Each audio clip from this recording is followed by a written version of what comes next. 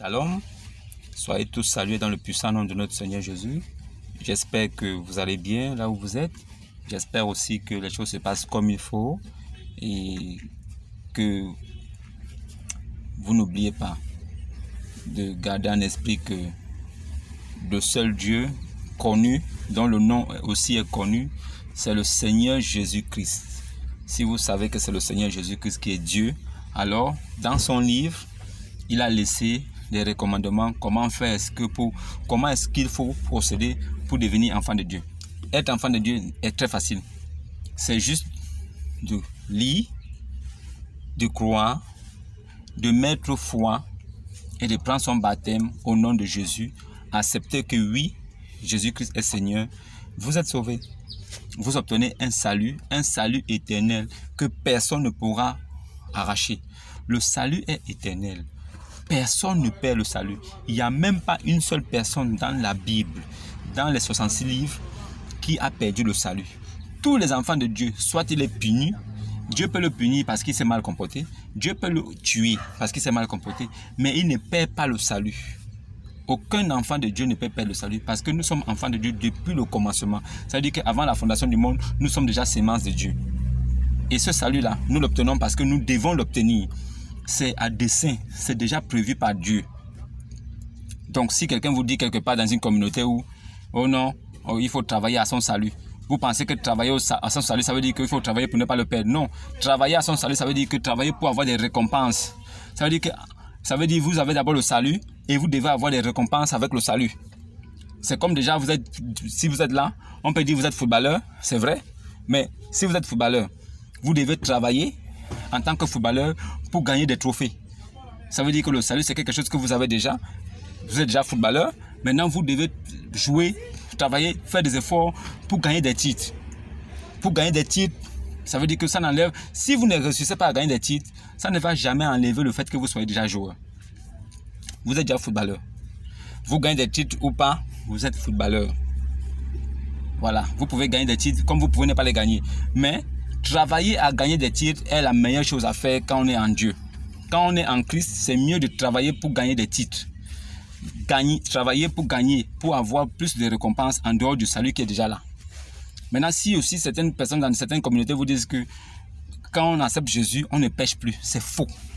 Il n'y a pas une seule personne qui peut venir ici et dire non, là vous me voyez là, comme j'ai accepté Jésus, vraiment je ne pêche plus. Depuis que j'ai accepté Jésus, je ne pêche plus depuis là. Dieu même est témoin. C'est un blasphème contre le Saint-Esprit. Parce que Dieu a dit que c'est lui-même qui nous a renfermés dans le péché, afin que personne ne se glorifie que c'est à cause de mes bonnes œuvres. Donc personne sur la terre ne pourra dire que c'est à cause de ses bonnes œuvres qu'il a le paradis. Non. Si tu n'as pas la grâce, tu ne peux pas. Même le prophète Mohammed lui-même a reconnu ça, que c'est par grâce qu'on est sauvé dans les hadiths. Et la dame qui était avec lui lui a demandé que, oh, même toi, messager de Allah, il a dit, même moi, c'est par la grâce. Mohammed savait que c'est par la grâce qu'on était sauvé. Et lui, il avait mis foi en Christ. Mohammed avait cru en Jésus-Christ et il a dit que c'est par la grâce. Aujourd'hui, les musulmans disent qu'ils sont sauvés parce qu'ils suivent Mohammed. Mohammed qui a dit que lui, il a eu la révélation qu'il doit faire connaître le Dieu de cette ville. La ville là en question, c'est quelle ville? La Mecque. Mohammed est venu pour la Mecque et ses alentours. En fait, Mohammed, il a reçu la révélation qu'il fallait faire connaître aux gens le Dieu de la ville dans laquelle il était. Et cette ville était la Mecque. Mohammed est venu pour la Mecque.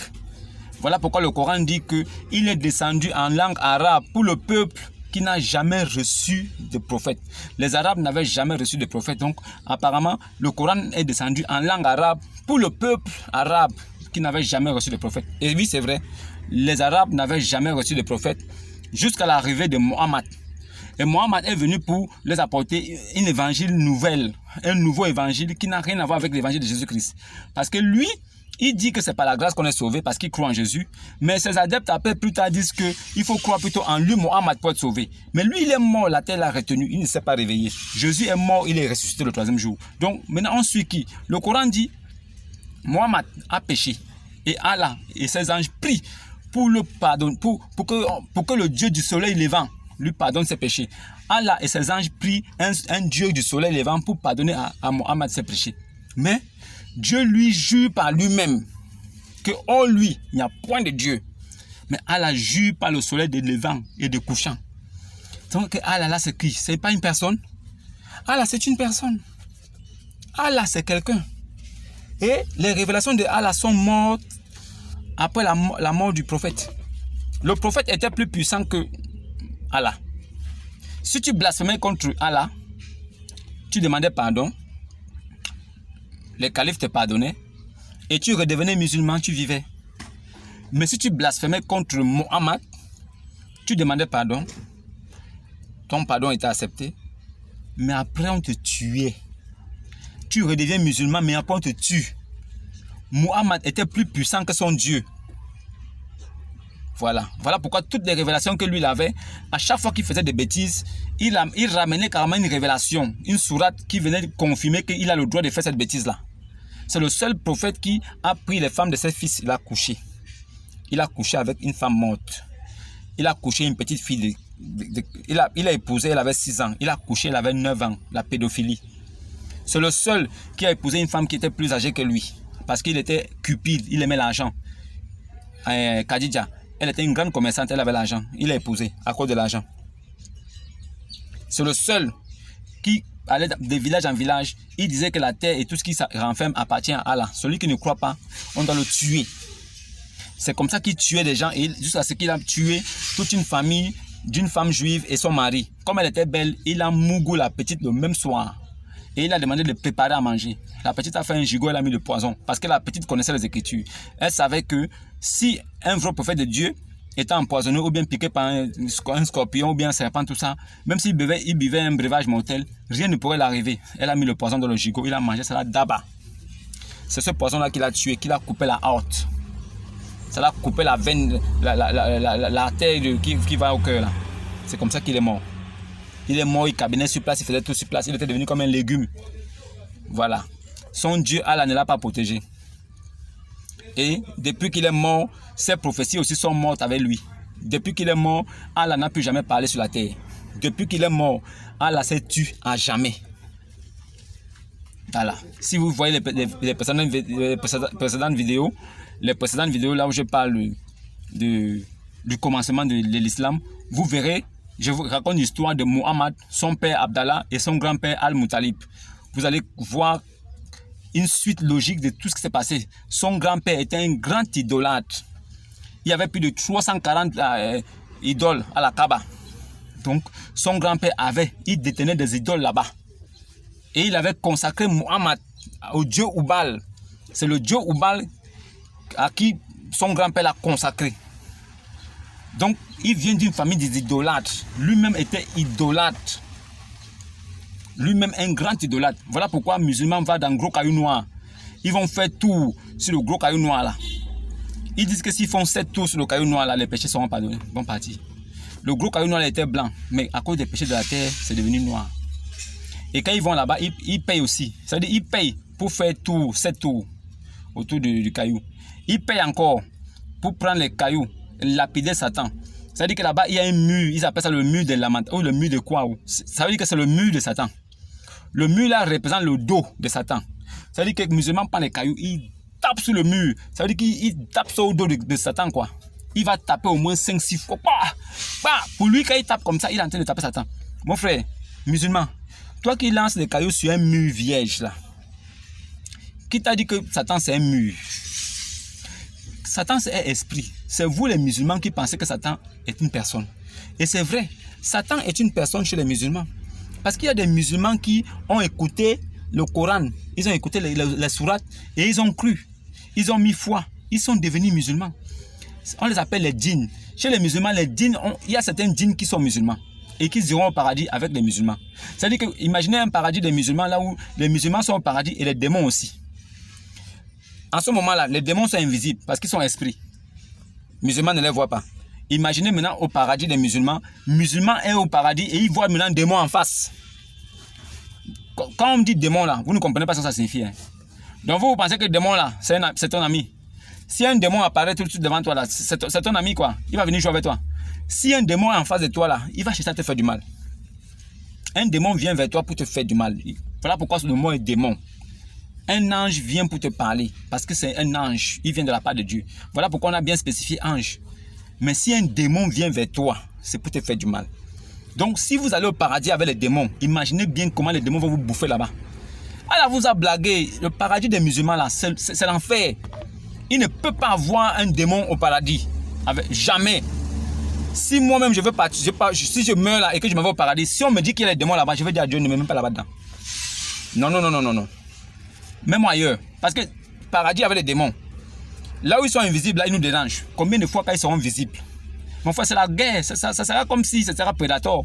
Ça sera Predator, les aliens contre le Predator. Ça veut dire que nous serons là comme les Predators et contre les aliens. Ça veut dire que nous, on sera obligés au paradis de chercher à fabriquer des armes pour se protéger contre eux. C'est-à-dire on a fini la souffrance de la terre. On a fini tout ce qui est mauvais sur la terre. On a fini de se battre avec la vie. On va encore au paradis pour se reposer. Là-bas encore, on va encore continuer à se battre avec les démons. Ce n'est pas le paradis. Allah a blagué tous les musulmans. Ça, n'oubliez pas ça. Allah a blagué tous les musulmans. Et c'est comme ça qu'ils pensent dans leur tête. Le paradis des musulmans, là-bas, il y aura les yuris. Les yuris, c'est les jeunes filles vierges. Chaque musulman aura 70 yuris. 70. Ça veut dire qu'un musulman garçon, il a 70 femmes vierges. Dès qu'il couche avec elle, dès qu'il finit, dès qu'il se retire comme ça, quelques minutes après, elle redevient vierge. Maintenant, il sort de là, il se lave, il regarde encore, il regarde parmi les autres 69 qui sont là, celle qui le plaît encore, il dit toi, rentrons dans la case. Elle le suit seulement. Ça veut dire qu'elle-même, elle est seulement assise là. Elle ne mange pas, elle ne boit pas. Si elle veut manger là, si elle regarde un poulet comme ça, le poulet, en même temps, il tombe entre ses mains frit. C'est-à-dire que le poulet qui se balade vivant comme ça, c'est-à-dire qu'un poulet se balade vivant au paradis. Ça veut dire paradis, là où on ne doit plus faire du mal, on ne doit plus tuer, on ne doit plus rien faire. Mais le paradis des musulmans, si un musulman regarde un lion comme ça et qu'il a envie de manger, en même temps le lion tombe entre ses bras brisé. Il commence à manger. Et quand il finit de manger là, s'il fait un paix, le paix aura l'odeur d'un parfum. C'est-à-dire que le paix aura l'odeur d'un parfum. S'il cabine aussi, ces excréments-là auront l'odeur d'un parfum aussi. C'est-à-dire que le parfum là, je ne vous donne pas le nom. Mais si vous me demandez en commentaire le nom du parfum là, je vais vous donner à quoi ça ressemble. Quand je vais vous dire ça, vous allez rire. Ça veut dire que le musulman, quand il se balade comme ça, s'il voit un arbre et qu'il veut du fruit, en même temps qu'il pense comme ça, le fruit tombe en ses mains, épluché, il commence à manger. Au paradis de Allah, on mange, on boit, on pète, on chie, on fornique. Et ce n'est pas les petites fornications, c'est le boxon de haut niveau. Au paradis de Allah, chaque homme a 70 vierges. Et à sa disposition, il a 8000 esclaves. C'est-à-dire que le musulman qui meurt, quand il part au paradis, il va là-bas pour être un roi. 70 vierges à sa disposition. À chaque fois qu'il couche avec une vierge, elle redevient vierge. Il prend l'autre, il tape aussi. En même temps, quand il quitte, elle redevient vierge. Il prend l'autre, il tape. Quand il tape là, quand il sort, il se retire là, elle redevient vierge. C'est-à-dire qu'elle est de virginité en virginité. C'est-à-dire qu'il dépucelle, elle se repucelle. Il dépucelle, elle se repucelle. Son travail lui-même, le musulman là-bas, c'est de manger, baiser. Manger, baiser. C'est ce que le musulman peut faire au paradis.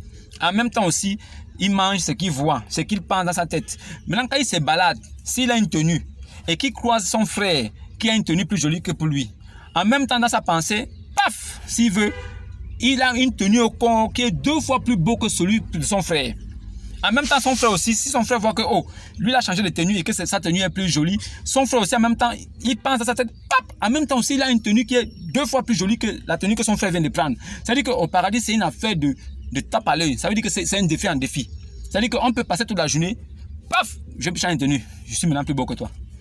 En même temps aussi, toi, tu dis, oh, tu penses encore dans ta tête aussi, paf, en même temps, tu fais une tenue encore qui est plus jolie que ce que je viens de faire. En même temps aussi, je dis, oh, comment?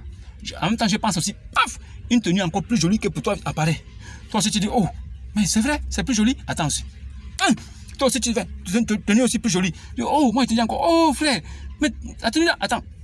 Moi aussi, tenue plus jolie. Mon frère, c'est quoi ça? Donc, on va passer le temps maintenant Au paradis, maintenant, à se faire les défis de tenue. Ma tenue est plus jolie. Quand tu vois, tu tapes. Après, pour toi, elle devient plus jolie. Moi aussi, je dis, pour moi aussi. Après, pour toi aussi. Après, pour moi aussi.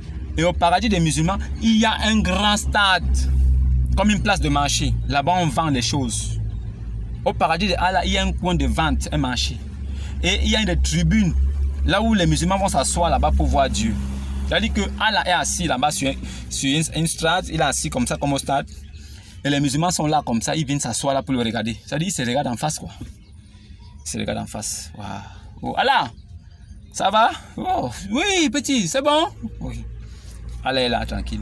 Les musulmans peuvent le voir, ils peuvent le regarder à distance, le contempler. Au paradis des musulmans. Maintenant, le paradis des musulmans a oublié les femmes. Dans le paradis des musulmans, on a oublié les femmes. Les femmes n'ont pas de yuri garçons. Les garçons aussi qui sont là. Les femmes aussi doivent avoir au moins 5-6 garçons qui sont là. Allah va les mettre maintenant où? Ces femmes-là. Ces femmes qui meurent musulmanes là. Allah va faire quoi d'elles? Les femmes musulmanes, elles vont seulement aller au paradis s'asseoir comme ça tranquille. Comme des veuves. Les femmes musulmanes seront des veuves. Elles seront assises au paradis comme ça. Elles ne font rien. Pendant ce temps, les maris qu'elles ont connus sur la terre ont chacun 70 femmes vierges. Ils tapent tous les jours. Ils mangent. Et là-bas, il y a des rivières de vin. Mohammed lui-même, il a une rivière d'eau qui est plus sucrée que le sucre et le miel. C'est-à-dire que sa rivière d'eau qu'il a là-bas au paradis, c'est plus sucré que le sucre et le miel. Il a son gobelet comme ça, il pue seulement, il boit. Glou, glou, glou. Il est là tranquille. Voilà. Parce que quand il était au désert là-bas, c'était chaud, il n'y avait pas l'eau. Tu sais, non, vous savez, en Arabie, à l'époque de Mohammed, il n'y avait pas l'eau. Hein. Il fallait aller boire dans les oasis, donc il faisait très chaud. Donc lui, il a imaginé directement qu'il faut un paradis là où il y a une rivière d'eau qui coule non-stop. Comme ça, il peut étancher sa soif à chaque minute. Il bu seulement, il boit. J'ai beaucoup souffert là-bas sur terre. Là-bas, c'était l'oasis. Je pouvais marcher pendant 2 jours sans voir une goutte d'eau. Vraiment, là, merci. Glouk, glouk, glouk. Voilà le paradis de Allah. Le paradis de Allah. Et là-bas, il y a les rivières de vin, de vignes. C'est-à-dire qu'il y a une rivière de vin comme ça. Quand tu as soif, tu passes seulement, tu bois. Quand tu es bourré, tu passes seulement dans un petit maquis là-bas. Tu danses. Après, tu passes là où il y a tes yuri. Elles sont là, 70. Tu dis, toi, venez. Tu fais même une partouze, quoi. En ce moment-là, mais puisqu'elles sont nombreuses en même temps, tu peux même prendre 10 en même temps. Une partouze de 10. Ça, c'est le paradis de là-haut. Partouze de 10. Le jour que tu es fâché, tu dis partouze de 70. Toutes les 70 sont à ta disposition. Donc, une partouze à 70. Jésus a dit, hein, au paradis, les hommes seront asexués. Il n'y a pas de sexe là-bas. Il n'y a pas de fornication. On ne fait pas ça là-bas. Là-bas, on ne fait pas le sexe. Au paradis, on ne fait pas le sexe. Mais le paradis de Allah, on fait le sexe. Chaque homme a 70. C'est la prostitution à haut niveau. Le paradis de Allah, c'est un boxon de niveau supérieur. Vous pensez que ça peut être vrai? Ça là, ça peut être vrai. Si toi-même on te dit que c'est ça le paradis, tu vas croire ça. Tu vas croire. Et là-bas, au paradis, il y a un arbre planté au milieu du paradis. Donc l'ombre que l'arbre a fait, l'ombrage.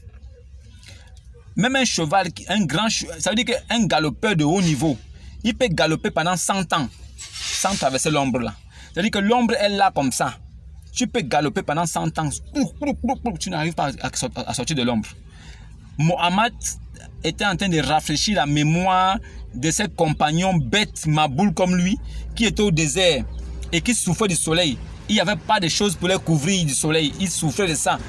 Maintenant, Mohammed leur a dit que vraiment, rassurez-vous, hein, le soleil qui vous tape ici, là vous allez partir chez Allah là-bas, le soleil ne va plus vous taper. Parce que Allah a planté un arbre que même si tu cours sur un cheval pendant 100 ans, tu ne peux pas traverser l'ombre là. Donc pour leur permettre de dire que là-bas, ils seront à l'abri du soleil. Ils seront à l'abri des rayons du soleil. Vous pensez que Mohammed, il avait toute sa tête. Ce que je vous dis là est certifié, écrit. Il n'y a même pas quelqu'un qui peut venir me dire que c'est faux. Celui qui essaie de venir dire que c'est faux, je lui sors les sourates. J'ai dit le musulman qui s'approche mal, je lui sors les sourates et je lui sors dans les hadiths, dans les Saïd Aboukari. Je lui sors ça, je lui mets ça plat. S'il ne croit pas en ça, il va en enfer. Déjà qu'il est déjà en enfer, musulman est déjà en enfer. Maintenant, s'il ne croit pas encore au Coran, il va encore en double enfer. Parce que le Coran là, on a dit pour aller au paradis de Allah, il faut d'abord être musulman. Accomplir la salat, la zakat, croire aux signes, craindre Allah et craindre aussi le prophète. C'est-à-dire qu'un musulman pour aller au paradis là, il doit croire au signe, il doit croire à Allah, à Muhammad, il doit accomplir la salat, la zakat. Ça veut dire qu'il doit croire au signe. Le signe, c'est quoi? C'est ça là, le paradis que je vous dis là, c'est ça. Il faut qu'il croie à ce paradis là. Il va s'en sortir. Un musulman ne peut pas s'en sortir dans ce que je dis là. Il ne peut pas. Quand vous voyez le paradis de Allah et vous voyez le paradis de Dieu, là on dit que dans le paradis de Dieu, nous serons comme des esprits. Nous serons asexués. Ça veut dire qu'il n'y aura pas de bébés là-bas. On ne fera pas de bébés. Façon dont les musulmans vont beaucoup baiser au paradis de Allah là, il y aura beaucoup les enfants là-bas comme ça. Imagine-toi un seul homme qui couche avec 70 femmes. Si ça dure 100 ans, combien d'enfants vont sortir de là? Combien d'enfants vont sortir de là? Vous pensez que c'est un jeu, hein? Mohammed a blagué les musulmans. Il leur a dit qu'il ne sait même pas là où il part. Il ne sait même pas ce que Allah va faire de eux qui le suivent. Il n'est qu'un avertisseur clair. Il a dit il n'est pas une nouveauté. Hein? Il a dit je ne suis pas une innovation. Je ne sais même pas ce que Allah fera de moi. Ça veut dire qu'un prophète qui ne connaît pas ce que Dieu, son Dieu va faire de lui. Mais il dit qu'il est le messager de ce Dieu-là. C'est la folie. Ça veut dire que c'est le Dieu là qui t'envoie. Mais tu ne sais pas ce qu'il va faire de toi. Mais il t'a envoyé pourquoi? Il t'envoie pourquoi? Si tu ne connais pas ce qu'il va faire de toi, mais il t'envoie pourquoi? Tu l'as écouté où? Comment tu as su qu'il existe? Vous perdez la tête. Je ne sais même pas ce qu'il fera de moi, ni de vous qui me suivez. Je ne suis qu'un avertisseur clair. Il n'est pas sauveur. Et il y a aussi un sourate qui dit que je ne suis nullement responsable de votre sauvegarde. Si vous êtes dans le bon chemin, c'est bon pour vous. Si vous êtes dans le mauvais chemin, c'est aussi bon pour vous. Je ne suis nullement responsable de votre sauvegarde. Sauvegarde, ça veut dire que je ne suis nullement chargé et responsable de vous sauver. Et je ne suis même pas aussi chargé et responsable aussi de bien vous garder sur le bon chemin. Tu es là venu faire quoi? Mohammed, ton problème sur la terre était venu faire quoi? La guerre? Faire la guerre, non? Tu as tué des gens. Tu as coupé les coups de beaucoup de personnes. Parce que tu leur as dit que c'est Dieu, c'est Allah qui t'a envoyé. Mais toi-même, tu es mort empoisonné. Ta vie n'est pas un exemple. Le musulman t'appelle le modèle parfait. Mais ta vie n'est pas un exemple. Voilà pourquoi les musulmans là, qui passent leur temps à prêcher, à évangéliser, ça veut dire qu'ils prennent les choses qui appartiennent aux chrétiens. Eux-mêmes, ils font ça maintenant là. Ceux qui passent le temps à faire ça là, pourquoi ils ne parlent pas de ta vie? Pourquoi ils ne racontent pas ta vie aux musulmans pour que tes musulmans acceptent que oui, tu es vraiment le modèle à suivre? Pourquoi ils ne parlent pas de toi? Pourquoi ils ne racontent pas que tu as pris une petite fille de 9 ans, tu as couché, c'est de la pédophilie? Pourquoi ils ne disent pas ça? Pourquoi ils ne disent pas que tu as marié une femme plus âgée que toi, tu es un gigolo? Pourquoi ils ne disent pas ça? Pourquoi ils ne disent pas que tu étais un gigolo? Pourquoi ils ne disent pas que tu as couché une femme, une de tes femmes qui était morte? Elle était déjà morte, tu l'as couchée. Et quand tes califes t'ont trouvé, tu as dit que tu l'as couchée pour la soulager de sa pression. Ça veut dire qu'elle avait la pression quand elle est morte. Pour aller au paradis, là, elle avait la pression. Tu dis que tu l'as couchée pour la soulager de sa pression avant qu'elle n'aille au paradis. Donc la morte, là, tu as dit qu'elle avait la pression. Donc les morts ont la pression. Toi, tu la baises pendant qu'elle est morte. Et quand tu te trouves là, tu dis que non, c'est parce que je voulais la soulager de sa pression. Pourquoi les musulmans ne racontent pas ça? Pourquoi les musulmans ne nous racontent pas que tu as dit que celui qui ne se lève pas à 5 heures pour prier, Satan fait pipi dans vos oreilles? Pourquoi les musulmans ne racontent pas ça? Pourquoi les musulmans ne prêchent pas ça?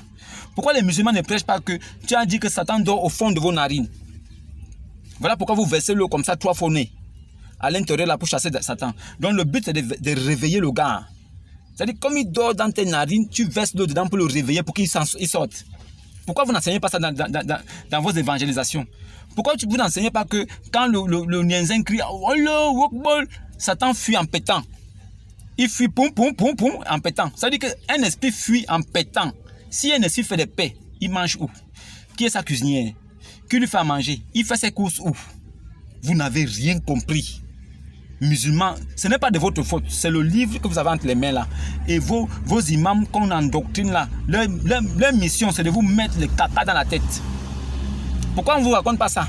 Que Satan s'enfuit en pétant, poum, poum, poum, poum. Et quand vous avez fini de faire l'appel à la prière, quand vous voulez déjà commencer à prier, il revient se mettre à côté de vous, il prie avec vous. Pourquoi il ne vous enseigne pas ça? Pourquoi il ne vous enseigne pas ça? Pourquoi ils ne vous disent pas que Allah avait dit à Mohammed qu'il a créé la terre comme un tapis roulé? C'est-à-dire qu'il a pris un tapis comme ça, comme le tapis que vous faites souvent à Bisson là, où vous vous mettez debout là. Il a roulé ça comme ça. C'est devenu plat. Et il a constaté que non, avec le vent, ça peut bouger. Il a créé les montagnes pour bloquer ça. Donc, Allah, qui crée le monde, il ne connaît même pas la forme du monde. Et son prophète dit que la terre est plate, comme un tapis. Et les montagnes sont là pour attraper le monde. Des centaines d'années plus tard, on découvre. Des centaines d'années plus tard, on découvre que la terre est ronde. C'est pas tapis. Et les montagnes qu'il avait dit que c'était là pour attraper tapis là, on découvre que les montagnes sont dans la terre. C'est lui qui a créé la terre. Allah n'a jamais rien créé. Pourquoi Allah dit qu'il a créé l'homme d'une goutte de sperme éjaculé? Pourquoi? Il dit ici qu'il a créé l'homme d'une goutte de sperme éjaculé. Là-bas, il dit qu'il a créé l'homme de la boue et de l'eau et d'une substance qui colle. Allah crée l'homme au moins de 3 façons différentes dans le Coran. Comment est-ce qu'un Dieu peut créer l'homme de 3 façons différentes? Maintenant, quelle race d'hommes sont créés à la base de sperme? Quelle race d'hommes sont créés à base d'argile? Quelle race d'hommes sont créés à base d'une substance collante et de l'eau et de quoi? Mais Allah n'est pas Dieu. Même son paradis, non. Même son messager même, quand tu vois sa vie, tu ne peux pas accepter. Le paradis qu'il promet là, c'est pas possible. Et il a dit qu'il n'y a pas un musulman qui ne passera pas par l'enfer. Tous les musulmans passeront par l'enfer. Il s'agit là d'une sentence irrévocable de la part de votre Seigneur. Allah dit qu'un musulman ne peut passer par le paradis. Ils vont d'abord passer par l'enfer. Maintenant, posez-vous la question, est-ce que le paradis ou l'enfer, c'est une destination ou c'est un pont? Est-ce que l'enfer est un pont ou un passage? Allez demander à Abraham. Puisque vous les musulmans, vous réclamez d'Abraham, allez-y demander à Abraham si l'enfer est un passage. C'est une destination. Parce que Allah dit après que et ensuite, nous délivrerons ceux qui étaient pieux. Et nous y laisserons les injustes agenouillés. Ça veut dire que c'est un lieu. Vous allez vous entasser là-bas tous. Mais comme il n'y a même pas un seul homme qui est capable de dire que je suis pieux, moi j'étais pieux, il n'y a même pas un seul. Vous allez tous rester là-bas. C'est ça le plan de Allah. C'est Satan. Il vous amène là-bas, il va vous déposer. Et il va peser. Ça veut dire qu'il va prendre vos péchés et vos bonnes œuvres. Il pèse. Il va peser là-bas en enfer. Celui que les péchés seront lourds, il va rester à genoux là-bas pour la vie. Donc le feu va le brûler. Il va servir de fagots de bois. Il sera la fournaise. Ça veut dire que les musulmans seront le fagot de bois. Le bois de chauffe de l'enfer. Parce que s'il dit que nous délivrons ceux qui étaient pieux, ça veut dire qu'il n'y a pas quelqu'un qui va sortir. Il n'y a pas un seul musulman qui peut dire qu'il est pieux. Il n'y a pas. Même un seul qui peut dire qu'il est pieux. D'abord, ils disent que Jésus n'a pas été crucifié. De simple fait de dire que Jésus n'a pas été crucifié les condamne. Voilà pourquoi Allah aussi dit qu'au jour dernier, au jour de la résurrection, Allah va placer tous ceux qui ont suivi Jésus au-dessus de tous ceux qui ont mécru. Donc si tu n'as pas cru là, musulman qui dit qu'il croit en Jésus là, prenez vos baptêmes. Tu crois en Jésus, oui, prends ton baptême et confesse que Jésus est Seigneur. En ce moment, tu es délivré de l'esclavage. Parce que Allah dit que vous êtes ses esclaves. Mais Jésus dit que tu seras son fils. Tu seras héritier avec lui. Je préfère être héritier avec Christ que d'être esclave de Allah. Allah que je n'ai jamais vu. Je n'ai jamais vu un miracle de Allah dans le Coran. Je n'ai jamais vu un miracle de Allah même après le Coran. Mais je connais les miracles de mon Dieu. Je connais les miracles du Christ. J'ai vu, j'ai entendu, j'ai mis foi. Je crois que c'est réel. Alors, on va où? On va où? Vous pensez qu'on ne vous dit pas la vérité? Vous pensez que ces choses-là, on ne connaît pas? Je connais le Coran plus que les imams. Un imam ne peut pas venir parler du Coran avec moi. Je le descends. Je connais. Je connais l'islam. Je connais les contraintes qui vont avec. Les musulmans n'y sont pour rien. Le problème avec l'islam, c'est que c'est l'islam qui endoctrine de force les gens. Sinon, les musulmans eux-mêmes n'ont pas de problème. C'est des choses qu'eux-mêmes, ils peuvent rejeter. Mais ils sont obligés de rester là parce que l'islam, le Coran dit que s'il y a des choses que vous ne comprenez pas, ne posez pas de questions. Assumez ça en silence. Ça veut dire que souffrez sans parler. Ils sont condamnés. Beaucoup de musulmans sont forcés. Ils font ça comme ça, mais ils sont forcés. S'ils essaient, ils savent que s'ils essaient de sortir de là, ils seront désavoués. Ils seront chassés de leur famille, ils seront traqués et ils n'auront même plus de possibilité de pouvoir travailler quelque part. Ça veut dire que les autres vont les combattre jusqu'à ce qu'ils vont mourir. Voilà pourquoi ils sont obligés de rester là, à cause des richesses, à cause des avantages. Ils sont obligés. Mais sinon, un vrai musulman qui réfléchit, lui-même, à un moment donné, il se pose des questions, il se rend compte que oui, il y a trop de choses qui ne tournent pas rond. Mais qu'est-ce qu'il va faire? Il est obligé de rester là. C'est l'islam, non? Pour lui, c'est dire que, il veut faire comment? Ma maman était là-bas, mon père était là-bas, mes frères sont là-bas, tout le monde est là-bas. Je suis obligé de rester là. C'est-à-dire, il va rester là seulement comme un mouton parce que les autres sont là-bas. Et il sait que le jour qu'il dit qu'il n'est pas là-bas, c'est sa mort. Voilà pourquoi il reste là-bas. Allah n'est pas Dieu. Le seul nom qui a été donné au-dessus de tout nom qui peut sauver, c'est le nom de Jésus-Christ. La différence entre les deux paradis est palpable. Je n'ai même pas besoin de parler. Ça veut dire que Jésus n'est pas rentré en profondeur dans ce qui concerne le paradis. Parce qu'il a dit que dans le paradis, nous serons des esprits. Nous serons comme notre Dieu, lui-même qui est esprit éternel. Nous serons des esprits là-bas, asexués. Il n'y aura pas tout ce que vous avez entendu dans le Coran là. Il n'y aura pas ça là-bas. Voilà. On connaît. Notre Jésus a dit, hein, il part nous préparer des places. Si cela n'y était pas, non, il nous aurait dit, voilà, il part d'abord, il nous précède, il va nous préparer des places. Après, il reviendra nous chercher. Après, nous irons là-bas demeurer avec lui. C'est ce qu'il nous a dit. Et nous mettons foi à ça. Et Mohammed, lui, il a dit, hein, qu'il ne sait même pas ce que son Dieu va faire de lui, ni de vous qui le suivez. Il n'est qu'un avertisseur clair. Il ne fait que suivre ce qu'il lui est révélé. Il n'est qu'un avertisseur haut. Il ne connaît pas haut. Même lui-même, d'abord, sa position, il ne connaît pas haut. Je vais suivre quelqu'un comme ça. Moi, je vais suivre quelqu'un comme ça. Vraiment que l'esprit vous visite, hein, qu'il vous visite. Moi, je ne fais que révéler des choses qui sont là pour éveiller votre curiosité, pour que vous puissiez poser des questions, pour que vous puissiez vous-même vous poser des questions de là où vous êtes, savoir si réellement il faut que vous restez là ou pas, et que vous compreniez que la vérité est là. Tout ce que je dis là, c'est écrit. C'est la vérité, la pure vérité. Je ne prends rien de ma tête. Tout ce que je vous ai dit là est écrit. Écrit. C'est des preuves que ce n'est pas Dieu. Donc, cela renforce encore ma foi. Je crois en Jésus. Je crois qu'il est mort pour moi. J'ai mis foi. Je sais que je suis co-héritier avec lui devant le Père. Je sais que j'ai la vie éternelle. Je le salue jusqu'à la fin des temps. Je n'ai pas besoin qu'un homme m'apprécie. Je n'ai pas besoin de plaire aux hommes. Je n'ai pas besoin